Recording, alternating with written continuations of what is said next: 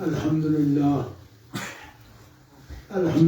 الذی لا مانع لحکمہ ولا ناقض لقضائہ والصلاة والسلام علی سید انبیائہ وسند اولیائہ واحبابہ المعارضین لاعدائہ اما بعد فاعوذ باللہ من الشیطان الرجیم بسم اللہ الرحمن الرحیم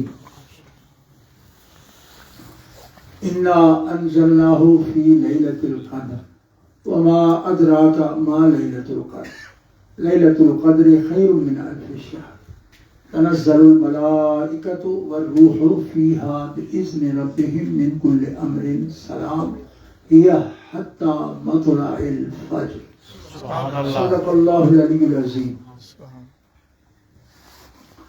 اللہم صلی علی سیدنا و مولانا محمد وعلی آلہ وصحبہ وبارک وسلم صلاۃ و سلام علیک یا رسول اللہ۔ برادران اسلام، جامع مسجد عثمانیہ میں آج اس خاص رات میں جس کی نسبت لیلۃ القدر سے ہے، ختم قرآن پاک کی تقریب منعقد ہے، اور اس مسجد کے بانی اور خطیب اور استاذ حضرت استاد العلماء والحفاظ مولانا مفتی قاری حافظ محمد بشیر احمد صاحب،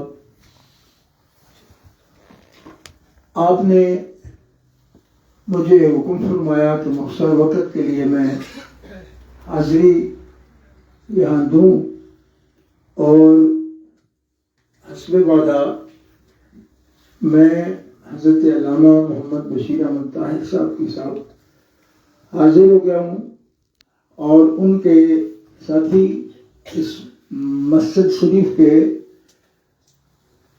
انتظام و انصرام میں اور عرصہ دراز سے لاہور شریف میں بھی ان کے ساتھ کام کرنے والے حضرت علامہ مولانا قاری محمد علی صاحب متضل ہوں۔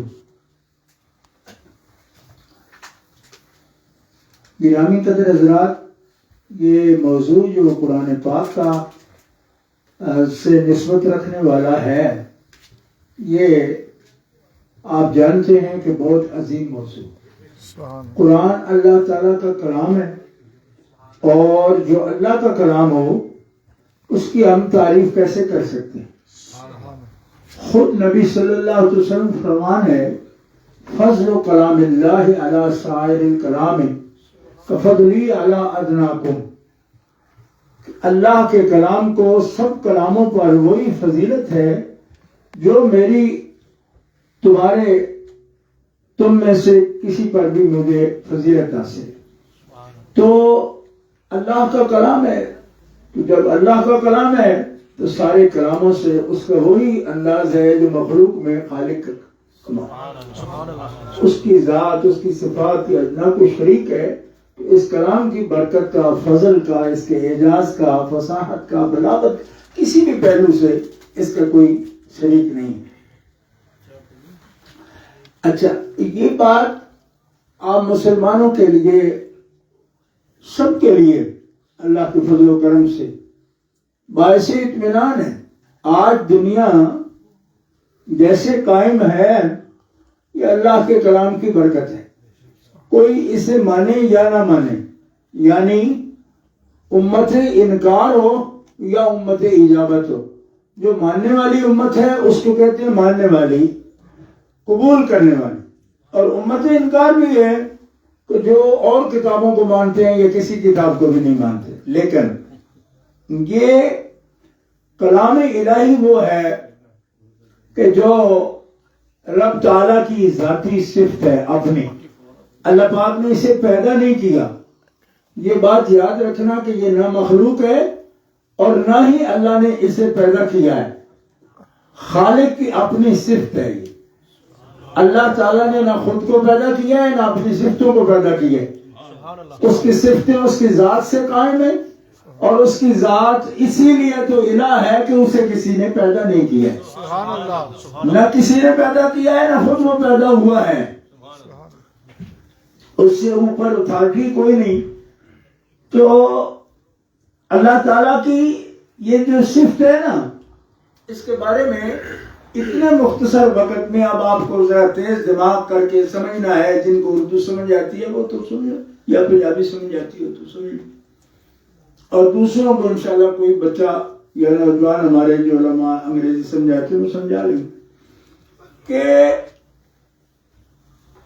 اللہ تبارک و تعالیٰ جل شانہ وعز اسمہ حصی وجود نہیں رکھتا، حس سے پاک ہے.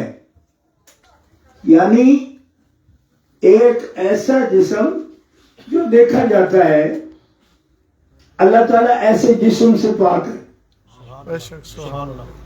اتنا لطیف ہے کہ یہ جو نور ہمیں نظر آتا ہے نا، سورج چاند ستاروں میں نور خود روشن ہوتا ہے اور ہماری آنکھیں بھی اس سے روشن ہو رہی ہیں. سورج کا روشنی ہو یا جس چیز کی بھی ہو، لیکن مالک تعالیٰ کا نور ایسا نور بھی نہیں ہے کہ جیسے چمکدار چیز ہوتی ہے. کیوں کہ چمکدار چیز جو ہوتی ہے وہ بھی اپنے ہونے کا احساس دلاتی ہے، حس میں آتی ہے، ہمیں نظر آتی ہے نا. خالق کا نور اس معنی میں ہے کہ سارے نور اسی کے نور کی وجہ سے چمکتے ہیں. سبحان اللہ. اللہ نور السماوات والارض قرآن نے کہا نا، معنی یہ نہیں کہ وہ خود چمک رہا ہے ہر چیز میں، معنی یہ ہے کہ اللہ منور السماوات والارض. اللہ ہی کے نور کی یہ عظمت ہے کہ اس نے ہر چیز میں جو نورانیت دی ہے وہ اللہ کے نور سے ہی روشن ہے. سبحان اللہ. سبحان اللہ. والذی جعل الشمس ضیاء والقمر نورا وقدره منازل لتعلموا عدد السنین والحساب. جو چیز بھی رب نے روشن کی ہے وہ ہمارے لیے نور ہے، ہدایت ہے، ہمارے لیے فائدہ کا باعث ہے. اللہ تعالیٰ فرماتا ہے یہ سورج روشن ہے. جعل الشمس ضیاء، شمس کو اللہ تعالیٰ نے منور کیا، روشن کیا، روشنی والا بنایا. وہی رب ہے جس نے یہ کیا. والقمر نورا، اور چاند کو بھی نور عطا فرمایا. وقدرہ منازل، اور اس کے لیے راستے متعین کیے، اس کی منزلیں متعین کر دی. ہر چیز اس کی متعین ہے. پورے سال میں سورج کہاں سے نکلے گا یہ سورج کو بھی معلوم ہے، فرشتوں کو بھی معلوم ہے، اور جو علم سے کچھ پڑھا کے سمجھ گئے ہیں ان کو بھی معلوم ہے کہ بروج کتنے ہیں. جتنے دن ہیں اتنے ہی برج ہیں. ہر برج سے ایک ہی دن نکلتا ہے، ریپیٹ نہیں کرتا. لیکن وہ شمالن جنوبن، مشرق کی طرف سے جتنے دن ہیں اتنے اس کے برج ہیں. جیسے کہ آج کل میزائل ہوتے ہیں نا، میزائل جس سے اس کا ایک اسٹیشن بناتے ہیں جس سے میزائل کو پھینکتے ہیں، تو قدرت نے جو اس کے لیے بروج مقرر کی ہے نا، یہ اس کا ایک میزائل کے لیے جیسے ہوتا ہے نا جس سے کہ پھینکا جاتا ہے. سورج کو جہاں سے اگنا ہے ہر دن میں رب نے اس کے لیے منزل متعین فرما دی. سبحان اللہ. اور جتنے دن ہیں 365 اتنے ہی اس کے بروج معین ہیں. جیسے مشارق معین ہے ایسے مغارب معین ہے. جہاں جا کے اترے گا وہ بھی معین ہے. اور یہ نظام ہے قدرت کا. اور 1000 سال سے جیسے بنایا، سوئی کے ناک کے برابر بھی اس میں کبھی کبھی بیشی نہیں ہوتی. ایسا معین اور ایسا رب تبارک و تعالیٰ جل شانہ کی طرف سے وہ اس کے امر کے تابع اور مسخر نظام ہے جو چلتا ہے. اس سے ہمیں کیا فائدہ ہونا؟ بندے سوچتے نا ہمارا بھائی ہمارا کیا فائدہ ہے؟ تو فرمایا لتعلموا، تمہارا فائدہ یہ ہے کہ عدد السنین والحساب، تمہیں ہم اس کے ذریعے حساب سکھائیں گے. تم سال کا معلوم کرو گے, مہینے کا معلوم کرو گے, وقت کا معلوم کرو گے, تو یہ سب کچھ تمہیں اس کا نظام جو ترتیب دیا ہے سورج کا چڑھنے کا اور اترنے کا, اس کا طلوع ہونے کا اور غروب ہونے کا, اس سے تمہیں پورا حساب آئے گا. اور جو حساب جانتے ہیں اس سے پوچھ لیجئے کہ اس سارے حساب کی بنیاد کیا ہے. تو کہتے ہیں ستارے ہے, سورج ہے, چاند ہے, اس کا چڑھنا ہے اور اس کا اترنا ہے. اس کے ذریعے 20 علوم ہیں جو ہم نے اس میں سے حاصل کر رکھے. سبحان اللہ, سبحان اللہ.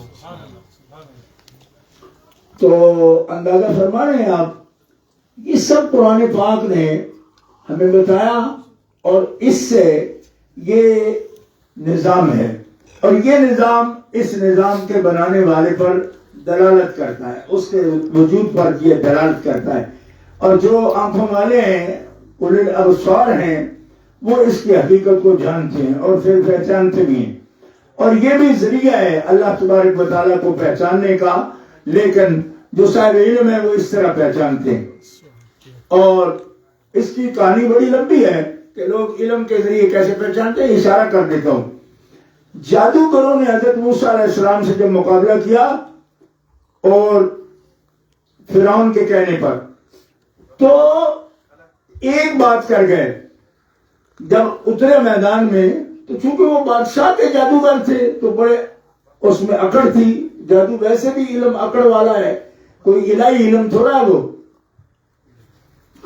تو آئے, لیکن ان سے ایک نہ جانتے ہوئے کام ہو گیا کہ انہوں نے آتے ہی موسیٰ علیہ السلام کو زیر کرنے کے لیے حملہ نہیں کیا, وار نہیں کیا, بلکہ کہا کہ آپ کچھ کریں گے یا ہم کچھ کریں. یعنی آپ کچھ دکھائیں گے یا ہم کچھ دکھائیں. یہ انہوں نے آپشن دی موسیٰ علیہ السلام کو. نبی کریم علیہ السلام فرماتے ہیں یہ نہ جانتے ہوئے میں جو ادب کر گئے نا اللہ کے کلیم کا, اللہ کو ان پہ پیار آ گئی کہ تم نے میرے کلیم کا احترام کیا. یہ آپشن ان کے لیے رکھا اور اختیار رکھا کہ آپ کریں گے یا ہم. ورنہ تو بادشاہ کے وہ اکڑے ہوئے لوگ تھے, آتے ہی کہتے جی آتے نو ہونے اسی کر کے دکھانے. نہیں, انہوں نے کہا کہ ہم کچھ دکھائیں گے یا آپ. تو موسیٰ علیہ السلام نے فرمایا نہیں, آپ کرو. لیکن یہ جو اختیار دے گئے نا, اس سے بیڑا ان کا پار ہو گیا. اچھا, تو انہوں نے جب وہ اپنے علم سے, جادو سے رسیاں پھینکی اور اس سے اژدہا بنا دیے, موسیٰ علیہ السلام نے اللہ کے حکم سے جو عصا پھینکا تو وہ ان کو سب کو کھا گیا. یہ بڑا جادوگر تھا نا, اس نے کہا کہ یہ نہیں ہو سکتا, جو کچھ اس نے کیا نہیں ہو سکتا. انہوں نے کہا ہو کیسے نہیں سکتا, ہم سب دیکھ رہے ہیں, ہو گیا. انہوں نے کہا نہیں ہو سکتا.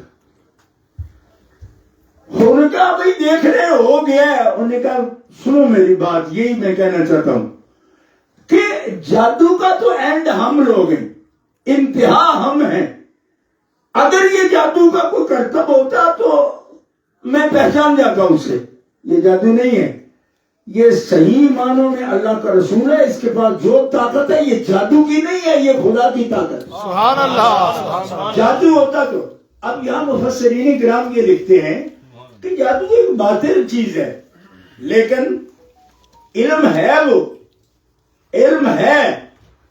اور اس کو یہ بھی یقین کامل تھا کہ جادوگروں میں سب سے بڑا جادوگر میں ہوں, اور جادو کا کوئی نسخہ ایسا نہیں جو میرے خلاف استعمال کر سکے.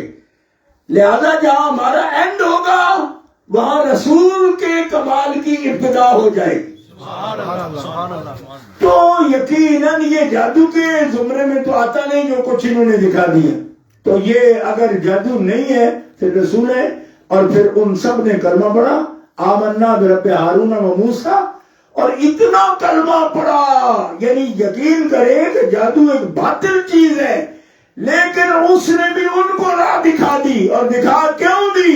تو میں رب کو پیار آ گیا کہ موسیٰ تو میرا نراق الہ ہے, بادشاہ کے مقابلے میں کھڑا ہے, اور یہ تو بادشاہ کی تائید والے ہیں، نہ جانتے ہوئے بھی یہ میرے رسول کا ادب کر گئے، لہذا میں ان کو ایمان کے لیے چن لیتا ہوں۔ سبحان اللہ سبحان اللہ۔ اور پھر کتنا مضبوط ایمان ان کو حاصل ہوا، اس نے کہا فرعون نے کہ میں تمہیں کاٹ ڈالوں گا، ہاتھ پاؤں تمہارے کاٹ ڈالوں گا، تم نے تو میری الٹی بھی کرا دی، یہ ہونا ہوتا تو میں تو یہ محاربہ رکھتا ہی نہیں، مقابلہ ہی نہیں رکھتا، تم میدان میں اتر کر تم اس کو مان گئے، میں مار دوں گا تمہیں، گردنیں کاٹ دوں گا، ہاتھ کاٹ دوں گا، پاؤں کاٹ دوں گا۔ انہوں نے کہا جو مرضی اب کر لو۔ کیوں؟ اس لیے کہ جادو ایک باطل چیز ہے مگر علم ہے، اس کے ذریعے ہم پر یہ آشکارا ہو گیا کہ موسیٰ سچا رسول ہے، اور سچائی جب داخل ہو جاتی ہے دل و دماغ میں، پھر دنیا کی کوئی طاقت اور کوئی ظلم بھی اس کو نکال نہیں۔ سبحان اللہ اللہ اکبر یا رسول اللہ سبحان اللہ۔ تو اہل اسلام، میں یہ عرض کر رہا ہوں کہ یہ قرآن ہے، دلیل اکرم ہے، اور ہے ٹھیک کس لیے؟ ہدی للمتقین ہدی للناس۔ یہ قرآن پاک بار بار کہتا ہے کہ یہ ہدایت والی کتاب ہے، ہدایت والی کتاب ہے، یہ آئی ہدایت کے لیے، رہنمائی کے لیے، تمہیں راہ دکھانے کے لیے۔ اور قرآن پاک کی دلیل جو ہے اس کے لیے ہی اقوم بھی فرمایا، یہ سب سے مضبوط دلیل ہے، سبحان اللہ یہ سب سے مضبوط دلیل ہے۔ ان ھذا القرآن یہدی للتی ہی اقوم، تو یہ دلیل ہے، قیم بھی ہے، اقوم بھی ہے۔ یہ قرآن ہے، ہدی للمتقین بھی ہے، ہدی للناس بھی ہے، یہ ساری باتیں آپ سنتے رہتے ہیں، ہدایت ہے۔ لیکن جو قابل توجہ آج کی رات مسئلہ آپ کے حوالے کرنا چاہتا ہوں وہ یہ ہے کہ یہ سارے دعوے قرآن کرتا ہے مگر ساتھ ہی یہ بھی کہتا ہے کہ یضل بہ کثیرا ویہدی بہ کثیرا، بہت سے اسی کے سبب ہدایت پا جاتے ہیں اور بہت سے اسی کے سبب گمراہ ہو جاتے ہیں، یعنی قرآن کے سبب بہت سے لوگ گمراہ ہو جاتے ہیں۔ بہی کا مطلب یہی ہے، اسی کے وسیلے سے، اسی کے ذریعے۔ اس کا مطلب ہے قرآن سب کے لیے ہادی نہیں ہے، کچھ کے لیے ضال بھی ہے، یعنی ان کو گمراہی کی طرف بھی لے جائے گا۔ تو کیا فرق ہوا پھر، ہمیں کیسے پتہ چلے گا؟ فرمایا جو نیت خالص سے ہدایت لینے بیٹھا ہے نا، اس لیے قرآن سیکھتا ہے اور قرآن پڑھتا ہے، اسے ہدایت ہی دیتا ہے۔ سبحان اللہ۔ اور جو خود ٹیڑھا ہو کے بیٹھا ہے کچھ اور نکالتا ہے اس کے اندر۔ اما الذین فی قلوبہم زیغ، جن کے دل ٹیڑھے ہیں، یتبعون ما تشابہ منہ ابتغاء الفتنہ وابتغاء تاویلہ وما یعلم تاویلہ الا اللہ والراسخون فی العلم۔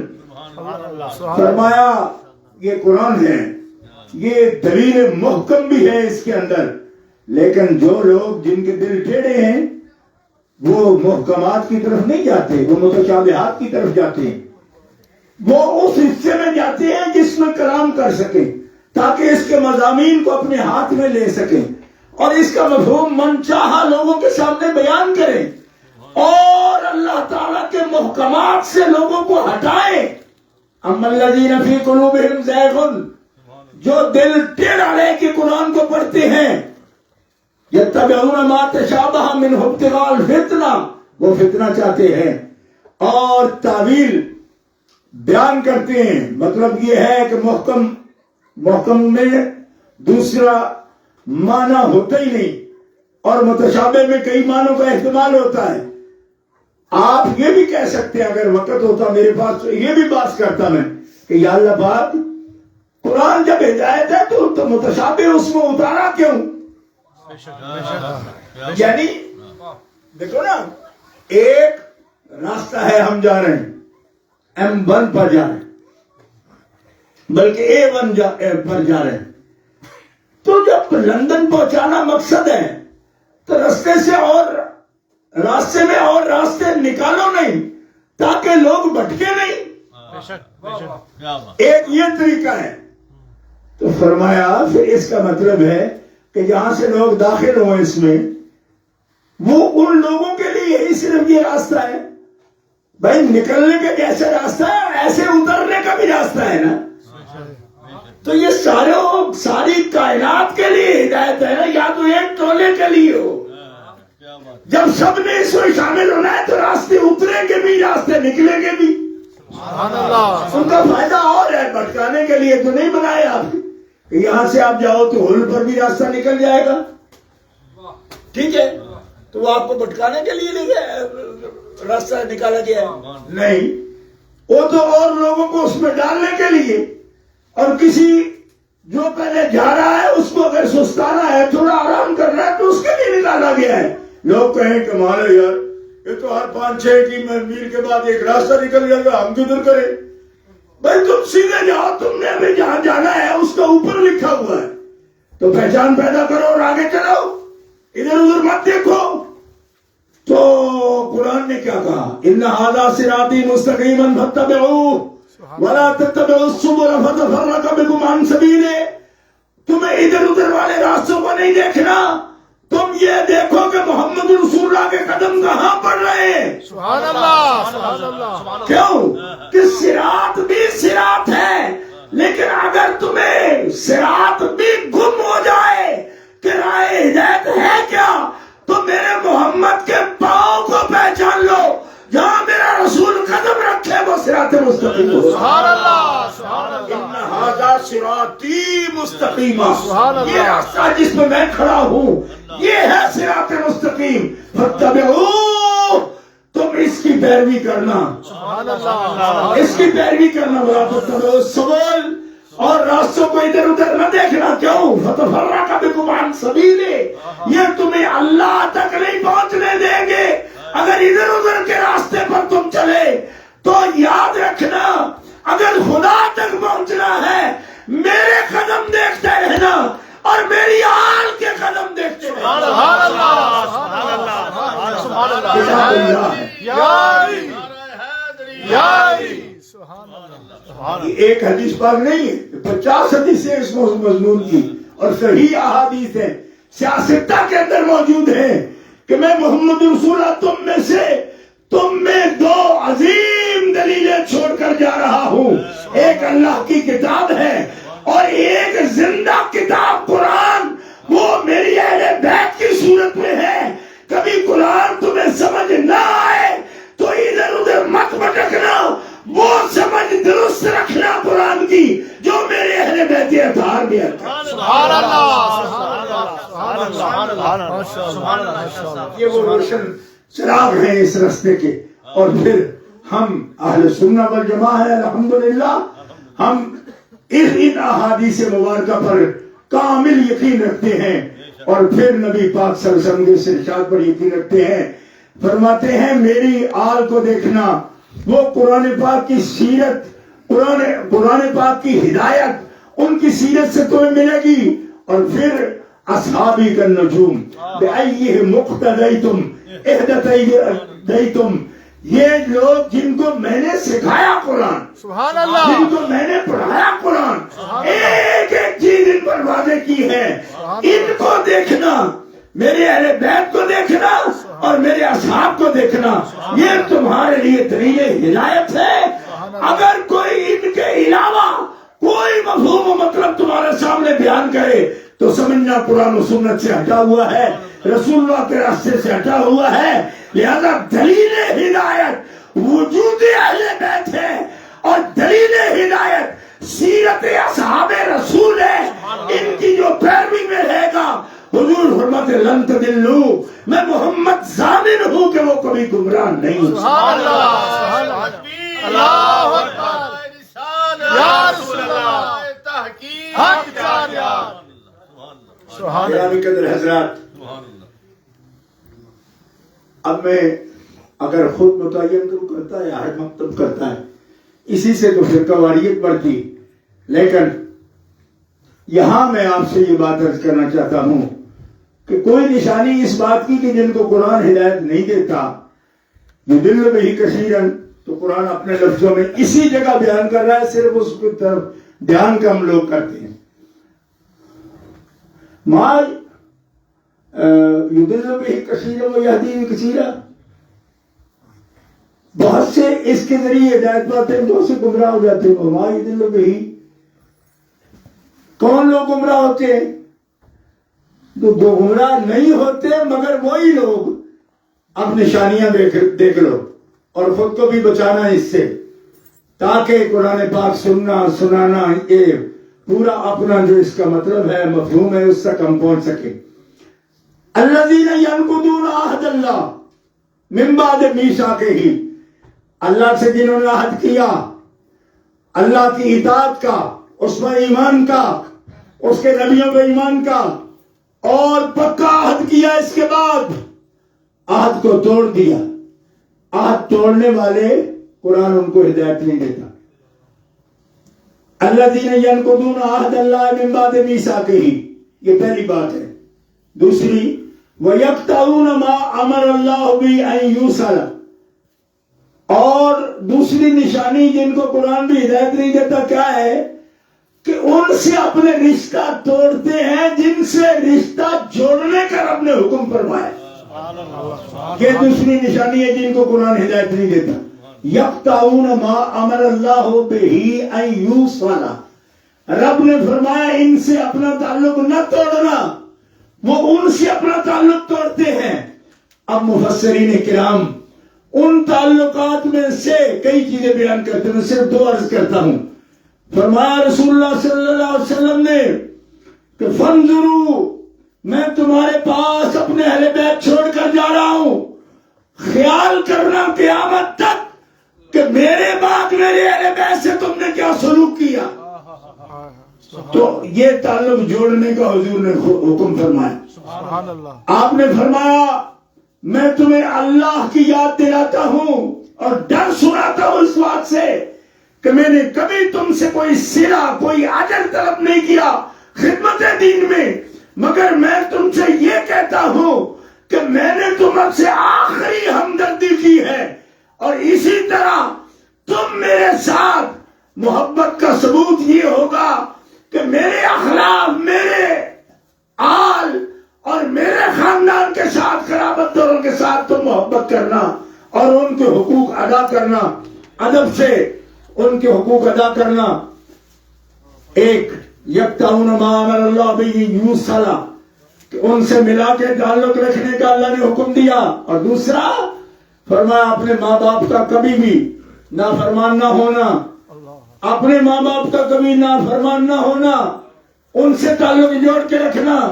نبی علیہ السلام نے فرمایا قیامت کے دن جو لوگ بھی گناہگار میری امت کے میرے پاس آئیں گے میں ان کے لیے رب سے سوال کروں گا، لیکن جس نے ماں باپ کا دل دکھایا ہوگا، ان کا آنکھ ہوگا، اس کے لیے میری شفاعت بھی کام نہیں آئے گی. اعلان فرما دیا حتیٰ کہ قرآن کی شفاعت اس کے کام نہیں آئے گی، حتیٰ کہ رمضان کی شفاعت اس کے کام نہیں آئے گی جس کی ماں کا دل اس پر دکھا ہے اور اس نے قطع تعلق رکھا ہے، اور باپ کا دل دکھا ہے اور قطع تعلق رکھا ہے. فرمایا وہ میرے پاس بھی نہ آئے. کیوں کہ مجھے رب نے یہ فرمایا کہ حبیب میں نے تمہیں بھی ان کے لیے بھیجا اور صاحب شفاعت بنایا، اور قرآن کو بھی ان کے لیے صاحب شفاعت بنایا جو ان سے تعلق جوڑ کے رکھتے ہیں، کہ جن کو میں نے ذریعہ اور وسیلہ بنایا. ان میں پہلا کون ہے؟ فرمایا ماں باپ اس کے. دوسرے فرمایا تیرے قرابت دار، کہ اگر وہ مومن ہے تو ہر بات میں یہ خیال کرے کہ اللہ کا تو کف کوئی نہیں، نہ اس کا کوئی رشتہ دار ہے، لیکن حبیب محمد رب کا حبیب ہے، اس کی کف بھی ہے، اس کے رشتہ دار بھی ہے.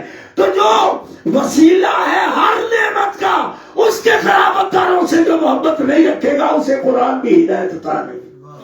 سبحان اللہ. سبحان اللہ. گرامی قدر حضرات، یہ واضح راستہ ہے. اور دوسرا کہیں دل کے اندر اگر ٹیڑھا پن ہوگا، وہ لے کے قرآن پڑھ رہا ہوگا تو اس کی آنکھیں قرآن روشن نہیں کرے گا، نہ صراط مستقیم پر لے جائے گا.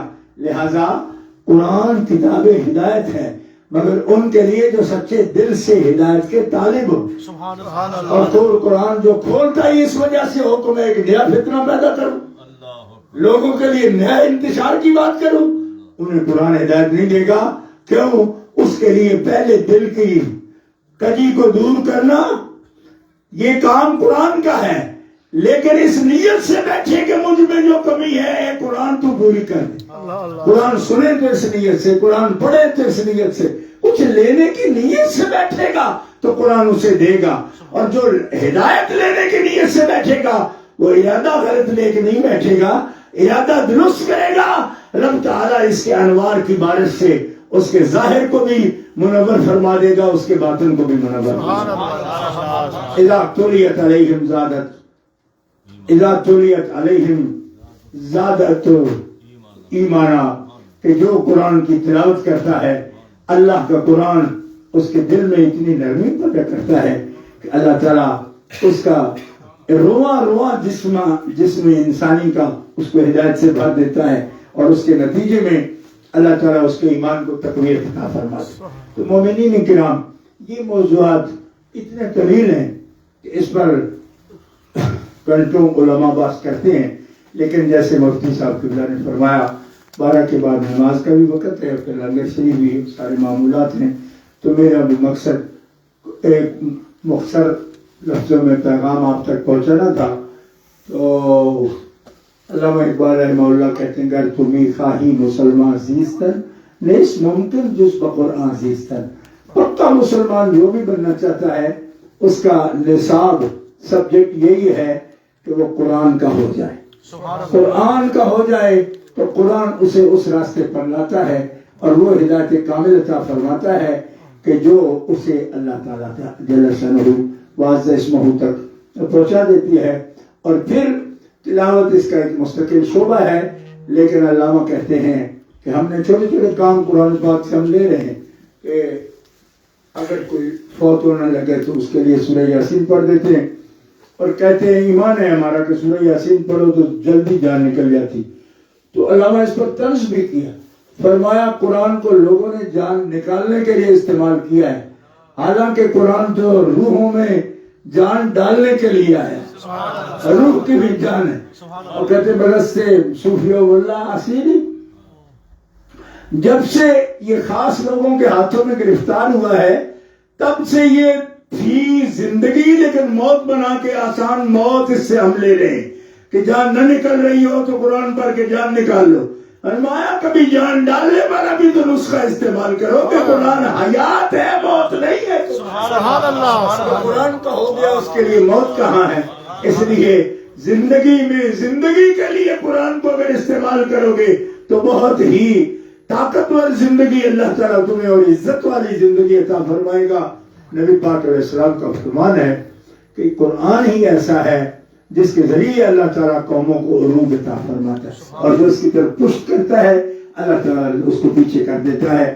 اور ایک مقام پر آپ نبی کریم صلی اللہ علیہ وسلم فرماتے ہیں کہ اہل قرآن یعنی قرآن والے, قرآن کے پڑھنے والے, پڑھانے والے, سننے والے, سنانے والے, اس سے محبت رکھنے والے, ہر شعبے تعلق ہے بے شمار شعبے. تو نبی کریم علیہ السلام نے فرمایا ہم اہل اللہ و خاصتہ, اللہ کے بندوں کی پہچان یہ ہے کہ وہ قرآن والے ہوں گے. جہاں بھی ہوں قرآن والے ہی اہل اللہ ہیں اور خاصتہ, اور اللہ کے خاص. لوگ پوچھتے رہتے ہیں کہ کوئی اللہ والا ہے, اللہ والا ہے, فرمایا قرآن والا ہی اللہ والا ہے, اور خاص بھی اللہ کا وہی ہے جسے اللہ تعالیٰ نے قرآن کی مہارت عطا فرمائی, قرآن دی ہے. تو اس کے ہوتے ہوئے سعید بن زید کہتے ہیں رسول پاک نے فرمایا جس کے پاس قرآن کی دولت ہو اور وہ کسی دوسرے پر نظر کرے کہ اس پر اللہ نے بہت نعمتیں کر رکھی, مثلا کپڑا لتا, کوئی بھی گاڑی, گھر, عہدہ, زمین, کوئی بھی چیز سمجھو, تو ایک عالم دین کے ذہن میں یہ خیال پیدا ہوتا ہے کہ اس پر اللہ کا بڑا فضل ہے, میں اس سے ذرا کم ہوں. سعید بن زید کہتے ہیں اس پر اللہ کو بڑی غیرت آتی. فرمایا تو نے ان چیزوں کو خاص سمجھا, میرے پاس خاص تو میرا کلام تھا, وہ میں نے تمہیں دیا, اور تم اور چیزوں پر نظر کر رہے ہو تو وہ چیزیں اس کے پاس ہے میرے پاس نہیں. فرمایا جس نے ایسا کیا اس نے میرے کلام کی حدت کی اور بے عزتی کی اس نے, اس لیے کہ میرے پاس سب سے بڑی صفت ہے کہ میں دیتا ہی نبیوں کو ہوں, تو نبی کا صدقہ میں نے امت کو یہ دی اس امت میں. تو فرمایا وہ کبھی یہ نہ خیال کرے کہ مجھ سے بھی اللہ مجھ سے زیادہ بھی کسی پر راضی ہے, کیوں فرمایا جس پر راضی ہو اس کو یہ خاص چیز عطا فرماتا ہے. یہ تو نبیوں کا حصہ رب نے رکھا ہے اور امت کو عطا فرمایا. حفاظ قرآن، علماء دین، جتنے صاحب قسمت لوگ ہیں کہ رب تعالیٰ نے قرآن کے مطالب پر ان کو رہنمائی عطا فرمائے. اللہ تعالیٰ ہمیں اس نعمت کے احساس کی توفیق عطا فرمائے اور اس پر عمل کی توفیق عطا فرمائے اور اپنی زندگیاں قرآن کے مطابق بنانے کی توفیق عطا فرمائے. تو آخر دعوانا الحمدللہ رب العالمین. اس کے ساتھ ہی حضرت مفتی صاحب قبلہ، قاری صاحب، حضرت علامہ محمد علی صاحب، سب کے اور جو قرآن سنانے والے ہیں یہاں اور سننے والے ہیں، سب کے لیے ڈھیروں مبارکباد میں پیش کرتا ہوں. اللہ تعالیٰ اس مرکز کو ہمیشہ ہمیشہ آباد رکھے، قرآن کے علوم سے، انوار سے. حضرت مفتی صاحب قبلہ کو اللہ نے بڑی مہارت دی ہے، بے شمار بچے ان سے قرآن پاک پڑھے ہیں، حفظ قرآن بھی کیا ہے، ناظر قرآن پاک بھی پڑھا ہے انہوں نے. تو اللہ پاک اس برکت کا سلسلہ ہمیشہ جاری رکھے. وآخر دعوانا